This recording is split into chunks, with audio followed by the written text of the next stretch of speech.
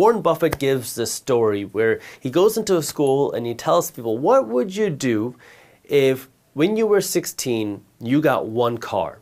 And you were told you can have any car that you want, any car that you dream of, but the one stipulation is this is the only car that you'll be able to drive for the rest of your life. What would you do? Well, you're going to take good care of that car. You're going to make sure you put in the right gas. You're going to get the right oil changes. You're going to drive it carefully. You're going to make sure you maintain the car, make sure it's okay, because this is the only car that you're going to get.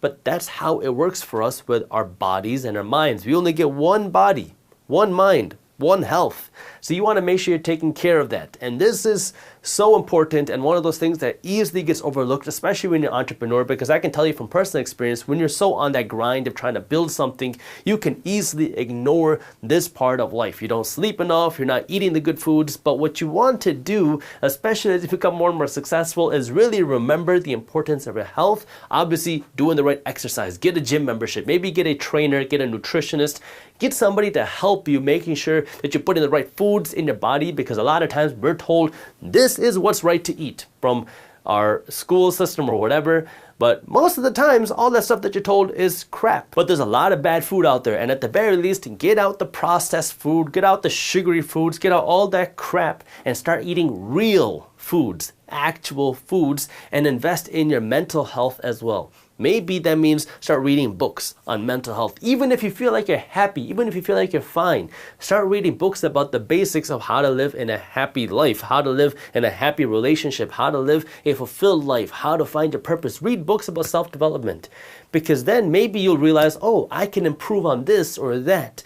And you don't know until you start learning, and it allows you to live more of a fulfilled life. Yes, sometimes ignorance is bliss, but you always want to make sure that you're thriving, not just surviving. Number 5, pay somebody to help you manage your finances and protect your finances, because this is an investment that will pay you dividends for the rest of your life. So the first way that you can understand this has to do with your taxes. Now, all of us understand that you have to file a tax return and pay taxes. And a CPA, a tax accountant, can help you file your taxes. But more than just having somebody to help you file your taxes, you need the help of actually how do you manage your taxes. This is where a tax advisor can help. A tax advisor can file your taxes, but they can also guide you on how do you use your money. Sometimes a CPA is just going to be focused on just filing taxes. I've had this experience before with my previous CPA, where all they did was just file taxes, and I would try to ask for advice on how do I use my money, how do I legally pay less money in taxes, and they're so focused on just filing everybody's tax returns that they can't really give me good advice on monitoring my business's finances, my personal finances. Now I have a tax advisor that I meet with multiple times throughout the year, at the very least once a quarter, where we talk about here's how much cash we have, here are some of the new tax regulations, here are some of the new tax rules for this year.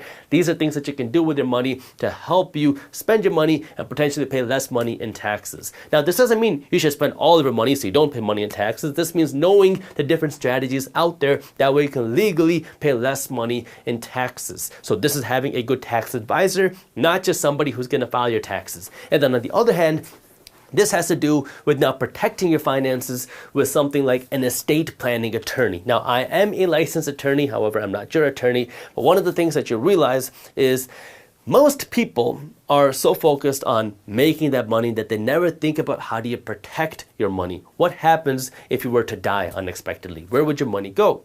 Now, these are things that you want to start thinking about because you want to start protecting your money. And this can also protect you in case you get sued. Because now if you get sued, you want to make sure that your personal assets, your home, your bank accounts, your cash, your investments, that these things are not going to be taken away in a lawsuit. This is what wealthy people are doing. And the way that you can do that is by having a good estate planning attorney that can help you protect your assets, who can help you put your assets in different places, maybe a trust, maybe different entities, maybe having different types of insurance. That way you can protect yourself from when you die, so you know how your assets will be passed on, but even when you're alive, to how do you protect your assets. And these are things that you need to be doing, because what will happen is when people realize that you have money, they're going to try to take their hand, put it in your pocket, and grab some of your money for themselves. And so these are things that you want to be protecting yourself when times are good, because when things go bad, if you get sued or if there's an emergency that happens, then it's typically too late. So you want to start planning for this and start spending money to protect your finances and take care of your finances, because it's almost like insurance of how you take care of yourself. Number 6, find the things that are most important to you, that you value the most. That way you can spend more money on these things and cut back on the other things. For me, I don't really spend money on a lot of things. I don't need a lot of things. I'm not a materialistic person, but 2 things that I enjoy spending money on are comfort and convenience. These things provide me with a lot of value, and I am willing to pay a premium for these things because they provide a lot of value for me. In terms of comfort, this means if I'm going to be traveling, let's just say from America to India, and I have to go on a plane ride for 15 hours, I don't want to be sitting like a sardine in economy class. And I know this because my whole life growing up, I sat in the back in economy class for 20 hours on a plane where you sit like this. You barely have room to turn. Trying to sleep is a nightmare. The food is horrible. But, you know, it was what it is. But now the comfort for me would be me buying a business class seat where now I have a whole pod for myself. I can lay down all the way. I have nicer food. I get a whole menu. And now the ride is so much more comfortable where it's not even something that I dread. It's something that I enjoy. It's now an experience. Yes, it costs a whole lot more for me to fly business class than economy class, but that is something that is important to me. And because I have the ability to afford it, that's something that I'm willing to spend my money on, and I'm willing to cut back on things that I don't need. That's why I don't buy designer clothes, because it's not important to me. The second thing that I will spend money on is convenience. And the quickest and easiest example that I can give you of this is just recently I went to California for another business trip. And when I was there, I had to get a rental car because I needed to get around. And I was looking at different rental car companies, and some of them were actually super cheap. Some of them were saying that I could have a car for a week for just $100. But Hertz, the company that I went through, was charging, I think, $250 or $300 for the same time period. It was costing me 2 or 3 times more. However, with Hertz, I have that gold membership or whatever it's called, where now I can just walk right past the line, go right into the lot, pick the car that I want, and drive off. So I don't have to talk with anybody, I don't got to stand in line, and I don't got to worry about really wasting any of my time. I go right to the car and get out. So it takes me no time from when I get there to into my car to out. Versus with the other companies, I was reading the reviews and they kept talking about how they would have to wait an hour to 2 hours in line before they got a rental car. I don't like that. I don't like waiting. I don't like wasting my time. I don't like waiting in lines. My time is more valuable than that. So for me, that convenience was paying the extra money, even though it's probably a similar car, getting a similar car for much more. But for me, it was the convenience of knowing I don't have to stand in line. I don't have to worry about all that other crap. I can go right to the car and get out. And the 7th place that you should spend money is on giving back. And this can be in many different shapes and forms. For me, growing up, I always knew that I wanted to become successful. That way I could take care of my family, because of all the hardships and struggles that I saw them go through. And so one of the things that I did as I started to grow was I gave my parents a little piece of ownership in the minority mindset companies. Now, anytime we give a profit distribution, my parents get a little bit of it. That way I know that they are financially okay.